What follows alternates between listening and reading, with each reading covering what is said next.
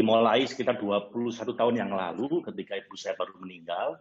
Saya tiba-tiba stres, kemudian kosong pandangan mata saya, dan akhirnya saya praktek mindfulness ini 1 bulan penuh 30 hari in silence, banyak diamnya, dibanyakin pikirnya begitu.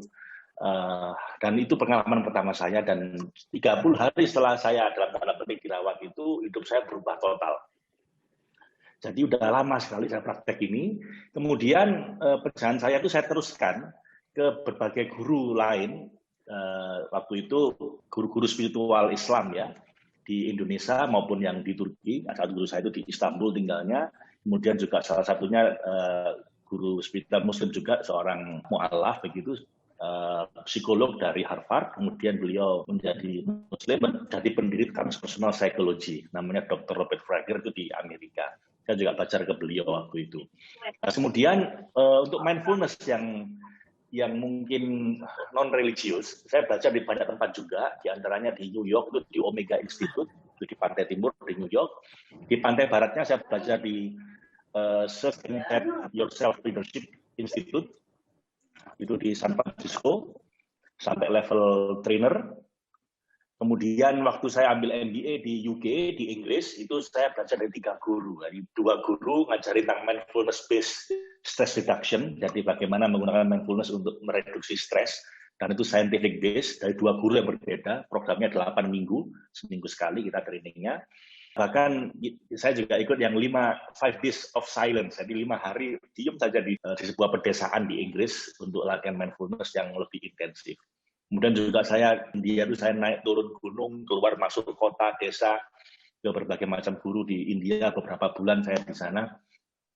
Dan akhirnya ya saya sempat ngajar ke kira-kira 60-an ribu orang dalam 15 tahun terakhir ini dalam training dan coaching yang kita adakan di Indonesia dan di berbagai negara. Nah, perjalanan panjang ini kawan-kawan yang ingin saya share pada Anda, yang awalnya mestinya itu wilayah private saya, ingin saya share karena saya merasa bahwa ini dibutuhkan banyak orang. Kenapa sih kok kita butuh mindfulness ini? Sesuai dengan judul seminar ini adalah mindfulness untuk happiness and productivity. Saya senang dengan judul itu, kenapa? Karena itu yang dicari oleh semua perusahaan dan semua orang. Yang satu adalah kebahagiaan, hati kita bahagia. Yang kedua, produktif. Karena kalau bahagia saja tapi tidak produktif, nah itu namanya bukan bekerja. Ya, Anda bisa menggeluti hobi tertentu bisa. Produktif aja tapi stres, juga terjadi burnout, juga terjadi masalah. Mungkin produktif tapi Anda stresnya tinggi. Nah, kita cari yang produktifnya tinggi, bahagianya juga tinggi. Nah, mindfulness itu pas sekali untuk 2 tujuan itu. Saya akan jelaskan, Bapak Ibu. Yang pertama tentang happy.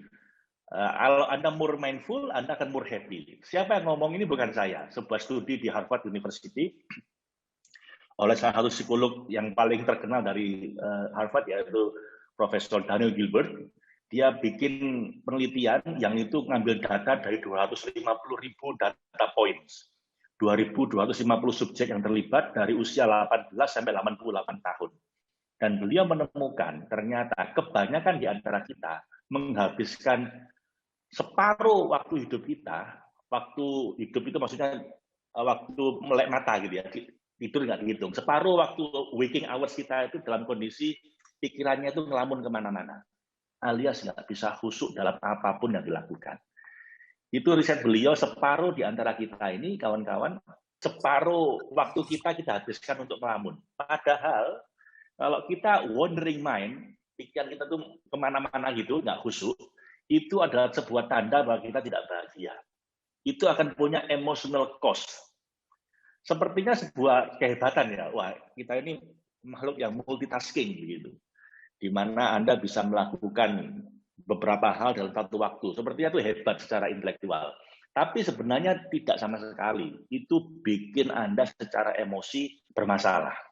Dan salah satu prediktor utama untuk ketidakbahagiaan itu adalah kalau pikiran kita suka ngelamun kemana-mana. Di sini dikatakan di penelitian itu bahwa apa yang kita lakukan itu tidak terlalu menentukan kebahagiaan kita dibanding seberapa khusyuk kita melakukannya. Bahkan orang-orang yang sedang jalan-jalan ke Paris sekalipun, yang mungkin sudah direncanakan setahun sebelumnya untuk uang banyak, dibayangkan akan bahagia di sana.